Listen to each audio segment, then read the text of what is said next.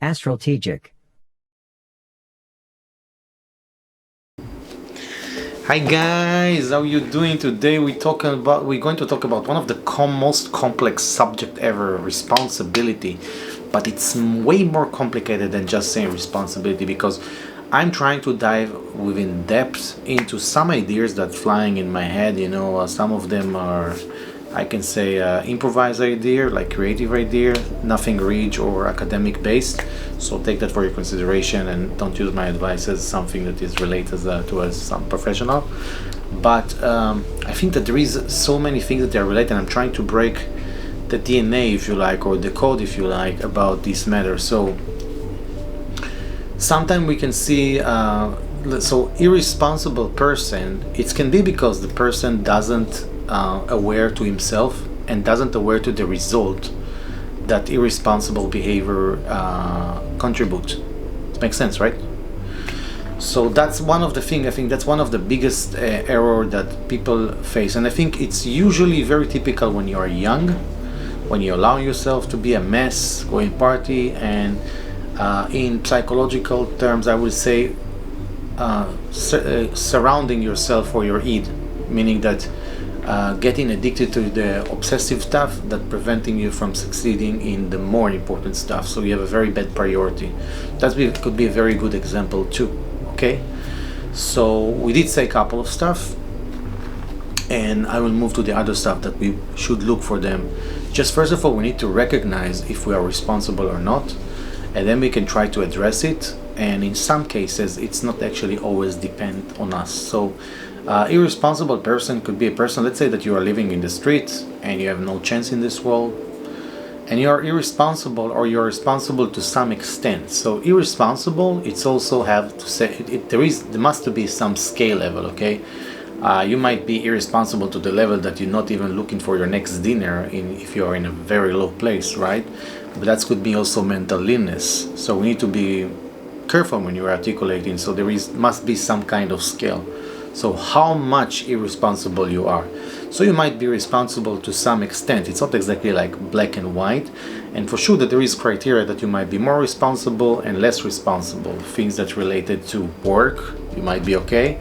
But things that related to going to the gym, or your relationship, or trying to develop a career beside your work, it might be like in a complete different place, or treating your hobby that might bring you into a much better place potentially in a different manner. So it could be a guy that could be the greatest footballer, and instead of that he end up dealing with drugs. Okay, so the decision making is also something you have to do, and we need to many people I notice that have problem with the intuition. And intuition, it's kind of blamed for my philosophical religious belief, which I'm not hiding that I'm religious. I'm very very religious, very rich into the religious, but I also try to not avoid the science. So I'm trying kind of to balance between the two. And for my poor understanding, if you want to think like that, it would be that the spirit and the body that we're receiving, it's having like its own sort kind of code and sort kind of DNA behavior. So of course, if you will be born as a black person, you might have some advantage and disadvantage, and people might hate me for that. But let's look at the same idea. If we try to compare human to dogs, for sure I'm gonna get a lot of hate if it's ever gonna get published, because my volume of viewers are very low. I'm just starting right now. This is like my 5th video ever. So I do think that some dogs, for example, they will behave better in some criteria, and some dogs will behave worse or less. So some dogs can get more violent. Okay, you can try and think about sort kind of race in the human race that might do that kind of behavior. I'm not saying anything, okay, I'm just talking general. There is some people that could be faster, so there is some dogs that are faster than other dogs, and that's measurable. So I think that the genetics code must to have something, and we already know that 115 the highest IQ ever score is related to the Jewish Ashkenazis. So they have the highest one at IQ score, and that's something have to do with the DNA, right? So we could be more emotional. Let's say that for that one I can go, I think it will be okay. With the Latins are very emotional, speaking from the heart, the body language, everything. and you can see other culture that behave different. So I think that I believe in reincarnation, which most Christian doesn't, but I can say that reincarnation is playing a big factor when the spirit connected with the body, and the psyche at the end of the result could create like a different blend. So you can become even an atheist if you carry some kind of genetics, and we can go even more specifically. So you can even be a Spanish person, or you can be even a black person, and you can be complete atheist if there is something maybe that is not so okay with your genetics. I don't know exactly how to explain it. Maybe the science in the future will be able to do so, but we are talking about the general odds. We're talking about chances. So if you have a chances that you will be born as extreme as a white extremist, you might have a slightly more higher chances to get to become atheist, and obviously that it could have other reason. Two, event that happen in your life. If you go into war and you see everybody died, and you cannot find God, because usually when we think about God, we think about the good, okay? And if you live in a world that you cannot see good, you cannot see God, and or the reality is so saturated to the point that you can't see God. Okay, those kind of things can happen, so those kind of things can affect too. There is a lot of example, but I don't want to dive into it. It's maybe depressed after, so it's better not to go into it. Some subjects like happen really put me almost into this PTSD mode, even it's happened like before I was born. So let's move to the next subject, the next criteria, or let me see another site what you can do with that.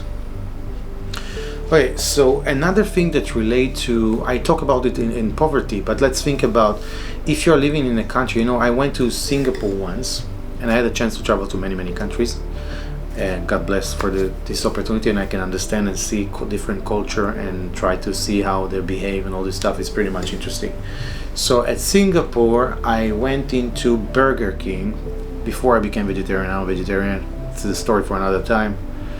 And then I saw that this place had struggles with finding employees, which is funny because this community, this country is pretty much rich, and therefore they were struggling to have employees, and working this kind of job for them, it seems like very hard to find employees.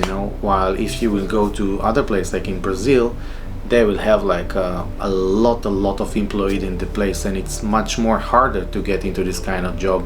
While in some countries, when there is a lot of plenty, you will struggle to get employees because there is so much wealth outside that people doesn't actually want to work in any kind of job, so they could be a little bit more selective. So that's also indicate for the projection of your responsibility that you can get from the people. Because if I have a very low expectation from a job place that I know it's not very desired, I'm not even be able to be productive or responsible as much unless the employer can find a way to motivate me. So many times you can see that responsibility is something that you can build within you, but to make it more interesting, some people can actually invoke the responsibility inside you by manipulation, by money, or by making you fear. So for example, you can see you can see economies that run by fear, or economies that run by capitalism, right? Or some of them socialism, but you can be goddamn sure that capitalism is providing more. I think I read an article that it's the productivity per person is more higher in countries that are capitalist by 2%, and those who are socialist are actually minus 1.0, 1.5 or so. I'm not taking responsibility for this data, but I'm just telling you what I read, and I didn't use dogmatism to get to this conclusion. So I'm not in a favor of each one, because I believe in functional economy, which is technically mean capitalism with sort kind of amount of socialism, so we can reach some kind of balance between the two. Because I think if one control too much strong, so you can get into situation that there is unfairness at the market. So let's say that In some countries you got let's say in some countries apples cost like so expensive, right? And people want to make benefits of this, and nobody control this market, even though that there is enough apples, but they've been sold like so high. It's have nothing to do for demands, okay? Then the government can say, okay, listen guys, the highest price that you can actually say it's for $10 instead of $50. And yes, we are eliminating the competition in this one because it's damaging the greater good of the society. So that's like one place that you might want to interfere. I remember in some countries in the cellular industry, you might actually notice those kind of stuff. And I remember at least here that 75% of the price for the cellular bill at the end of the month dropped dramatically. So those kind of things happen when regulation enter into this kind of stuff, and that's technically what I'm saying. Capitalism with socialism could be combined, and vice versa. It can happen that you got like socialism, and it would need to be combined with some increasing competition in some cases in order to get to the balance. So I'm more into the side of the capitalism, but I actually like the option to interfere in unfairness certain criteria, and I don't want to. I'm going always away from the subject, forgive me for that. But that was interesting, you know. Sometime by talking with you, I'm starting to develop my own things, and it was very important to see that we can actually motivate people, and also responsibility is not always something that's happening from the inside. It can be invoked in you by manipulation or by a person maybe that inspire you. So that's another thing that we should think about.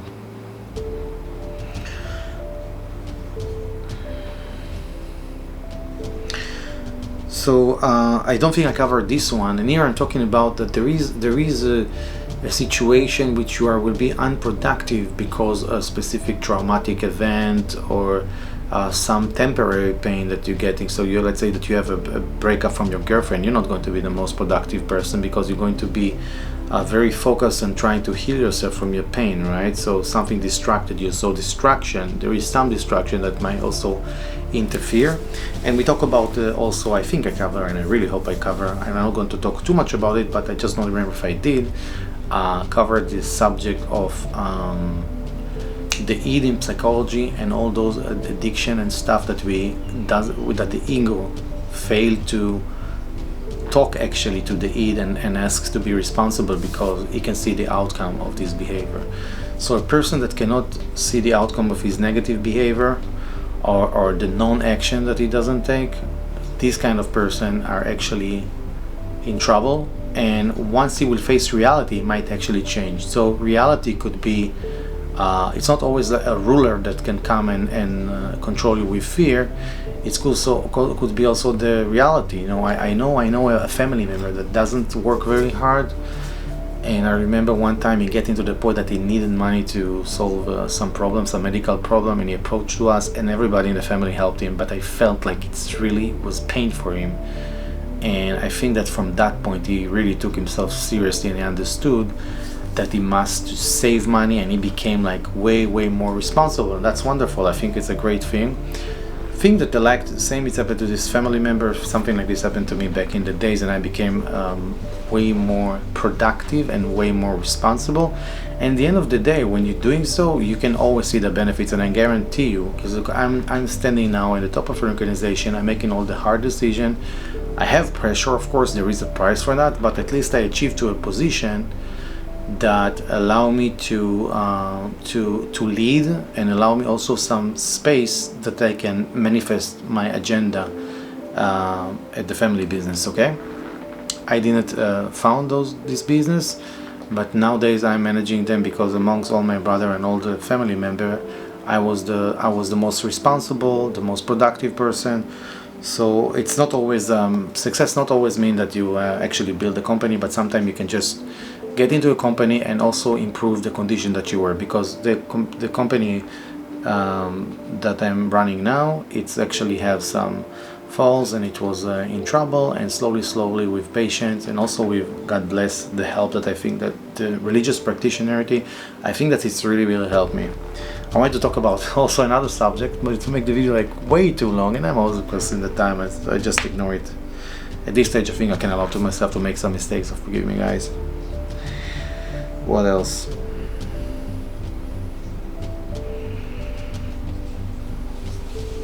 I think I covered this one too. I was talking about this. So there is like different scale of responsibility levels. So it's pretty good that I covered that one.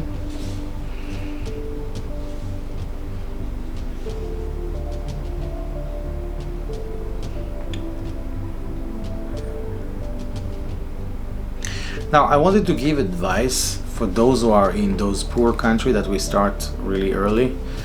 But I think that I can't really give you something that is I think it's really have to do something with one of the problem when we're talking about a very poor country. So even consuming data or information that can help them to be more motivated or solve the problem is not available to them. That I mean that they are so poor. So for all of us that we having internet and we have data and we have this big pool of knowledge and information, those kind of stuff they don't even have even the technology or not even having phone in some, I think about some dark places in India.